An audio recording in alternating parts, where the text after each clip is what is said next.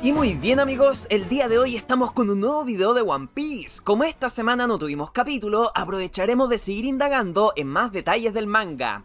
¿Qué pasará con los Mugiwaras? ¿Qué secretos nos falta por descubrir de Elbaf? No olvides apoyar con tu like y suscribirte para estar al día, ¡vamos allá! Bien, hoy nos enfocaremos en el desarrollo actual del manga con lo que ocurre en Elbaf. Si bien es cierto la batalla de Loki contra Imu es el frente principal, hay muchas otras escenas que no podemos olvidar. Por ejemplo, vimos como Bonnie y Lilith salvaron a Sanji, quien posteriormente se levantó para volver al combate. Pero en esta interacción vemos que Lilith no tenía registros sobre Imu. Y claro, obviamente se sorprende porque los únicos que han visto su verdadera apariencia parecen ser los miembros del Gorosei y los Caballeros de Dios. Pero recordemos que antes de trabajar para el gobierno, Vegapunk visitó Tierra Santa para reunirse con el Gorosei. Pero eso no quiere decir que haya interactuado con Imu en la Sala del Trono. Bueno, la cosa es que en el último capítulo, Lilith se da cuenta de que aquel personaje es el líder del Gorosei y los Caballeros de Dios. Y esto hace que diga lo siguiente: el gobierno mundial es una organización que lleva 800 años en el poder. Está claro que la lucha por el poder conlleva a que nazca una oscuridad aún más profunda. Y justo iba a seguir hablando, pero nos cambian de escena con Sanji levantándose para ir al combate. En primer lugar, todos sabemos que Vegapunk tiene un vasto conocimiento del mundo actual e incluso del segundo mundo. Durante su discurso en Egghead, este nos revela que Joy Boy fue el primer pirata, que el mundo se va a hundir, que el siglo vacío se originó por un conflicto de ideales, que los 20 reyes ascendieron a Tierra Santa, e incluso iba a seguir hablando, hasta que le cortaron la transmisión. O sea, en pocas palabras, gracias a sus investigaciones, Vegapunk ha ido descubriendo detalles del segundo mundo. Entonces me parece raro que desde mucho antes no haya asumido que el mundo estaba siendo controlado por una única eminencia. Quizás siempre pensó que los que controlaban el mundo eran los ancianos del Gorosei. Bueno, ¿a dónde quiero llegar con este análisis? A que las palabras que dice Lilith pueden explicar el verdadero origen del diablo. La lucha por el poder conlleva a que nazca una oscuridad aún más profunda. ¿Qué pasaría si realmente los 20 reyes fundadores pretendían respetar el trono vacío, gobernando desde Tierra Santa? ¿Qué pasaría si en un principio nunca fueron malvados y siempre buscaron proteger al mundo en general? En el siglo vacío no tuvimos ni buenos ni malos, solo un choque de ideales. Entonces, el gran giro es que el diablo, que terminó poseyendo a Imu Nerona, apareció después de la caída de Joy Boy y fue corrompiendo al gobierno con el pasar de los años, como bien dice Lilith. La lucha por el poder hizo que nazca una oscuridad más profunda. Por lo tanto, el demonio que vemos luchar contra Nika y el resto de razas en el mural, en realidad siempre fue un dibujo premonitorio de lo que veremos en el final de One Piece, es decir, en el tercer mundo y no en el segundo.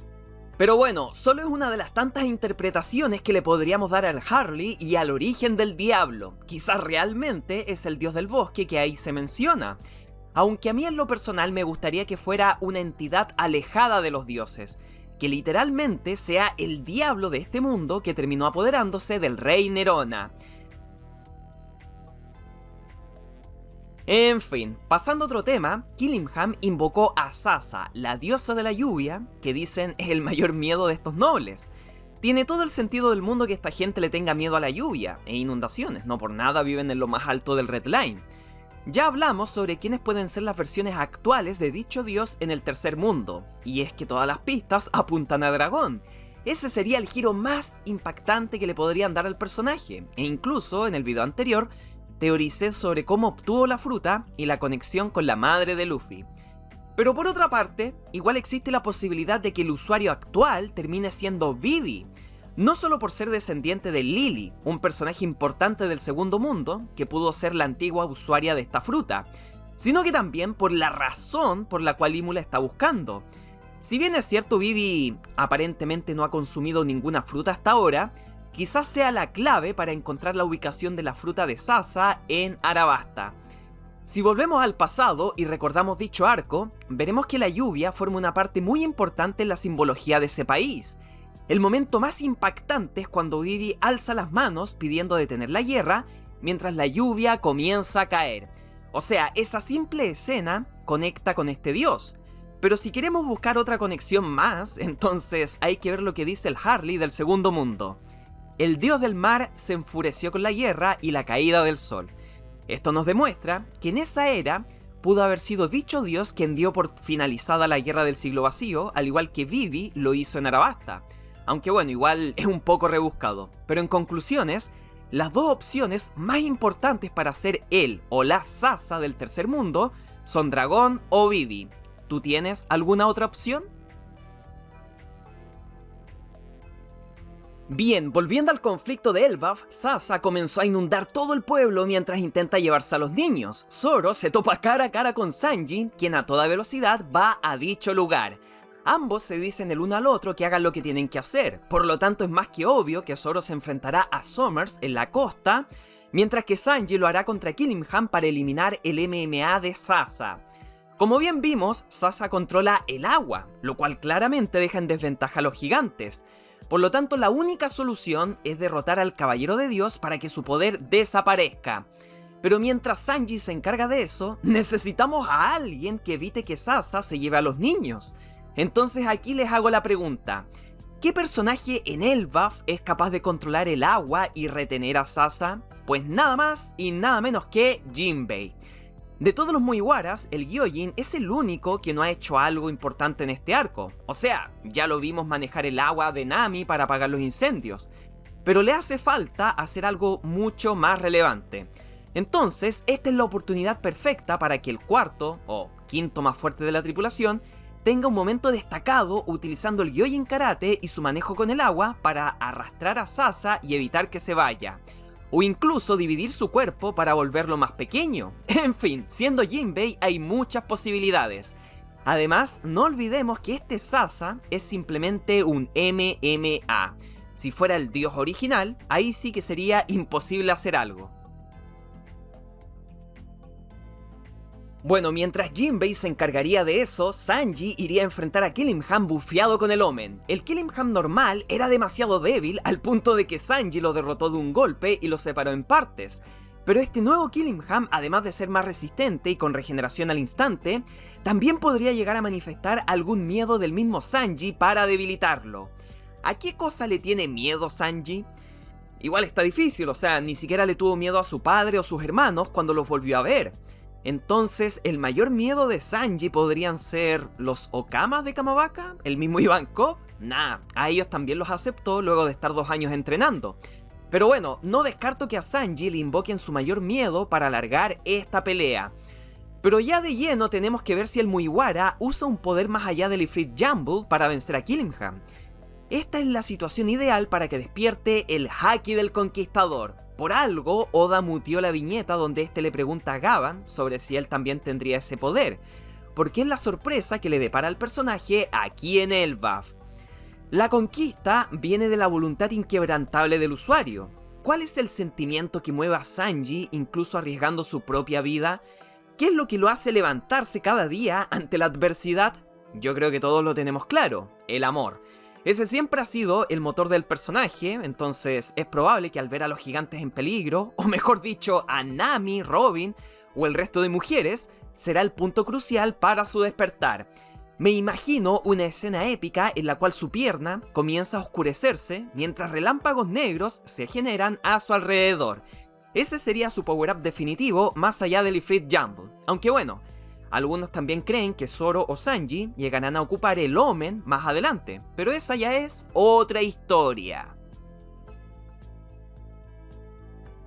Bien, y para el final dejamos el último tema que quedaba por analizar, Biblo. Como bien vimos en el último capítulo, Saúl y Robin encuentran una habitación secreta en la biblioteca, en la cual Biblo escondió los libros de Ohara para cuidarlos del incendio. Ambos le dan las gracias porque pensaron que habían sido consumidos por las llamas. Pero aquí Saúl dice algo intrigante: te lo agradezco, pero cada vez pienso que eres más misterioso, Biblo. Todos sabemos que Oda no deja nada al azar, por lo tanto es lógico que Biblo terminará siendo un personaje importante al final de Elbaf, o incluso con una identidad inesperada. Lo único que sabemos sobre este personaje es que es un búho gigante que lleva siglos en la biblioteca preservando los libros y supervisando todo. Pero además es usuario de la Iku Iku Nomi, una fruta del tipo paramecia que le permite agigantar los objetos que se encuentran en su territorio. Es decir, todo lo que está cerca de él puede aumentar drásticamente el tamaño si él lo desea.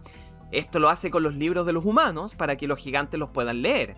Ni siquiera Saúl es consciente de cuántos años tiene, y mucho menos cuál es el origen del personaje. Y aquí ya entramos a especular, señores. Siento yo que Oda está siguiendo un patrón con los nakamas que tuvo Joy Boy. Primero, se nombra a Zunicha, un elefante gigante que cometió un pecado. Luego Emmet, un robot con vestimentas de gigante. Después podríamos asumir al Nidhogg del segundo mundo que traicionó a Imu. Entonces no sería raro que en su tripulación tuviera diferentes razas. Biblo pudo haber sido uno de los nakamas del chico sonriente que terminó quedándose en Elbaf después del siglo vacío. Un detalle curioso es la pequeña silla que hay en la biblioteca. Quizás Joy Boy visitaba con frecuencia a su amigo para leerle libros del mundo humano, despertando su amor por ellos y el conocimiento del mundo. La segunda opción es que se trate de un humano que fue transformado en este búho por algún poder o maldición, como se especula con Zunicha. Y dicha identidad sería la de Louis Arnaud, quien escribió sobre Little Garden en algún punto de la historia, en el Brackman, que como bien saben es un libro legendario de One Piece que curiosamente pertenece a los libros rescatados de Ohara, donde se habla de cosas fantásticas que la gente cree que son mentiras. Lo único que choca con todo esto es que Saúl dice que Biblo lleva siglos en la biblioteca, y no sabemos si Louis Arnaud es tan antiguo. Lo único que sabemos es la frase que dijo al inicio de Elbaf: no se queden mucho tiempo en este país. En fin, amigos, ahora es turno de ustedes a opinar al respecto. ¿Quién crees que sea Biblo? ¿Una cama de Joy Boy? ¿O Louis Arnaud? ¿Será acaso otro personaje? ¿O nada más es un simple búho? Muchas dudas surgen al respecto. No olvides suscribirte y activar las notificaciones para siempre estar al día con One Piece. También eres bienvenido a volverte miembro del canal para apoyarme a seguir subiendo videos. Nosotros nos volvemos a encontrar el martes por la noche para hacer la previa en vivo y en directo. Y el jueves o viernes con el capítulo completo aquí en el canal. Así que eso, recuerden siempre estar atentos al canal para no perderse nada. Yo me despido y nos vemos en un próximo video. Chao, chao.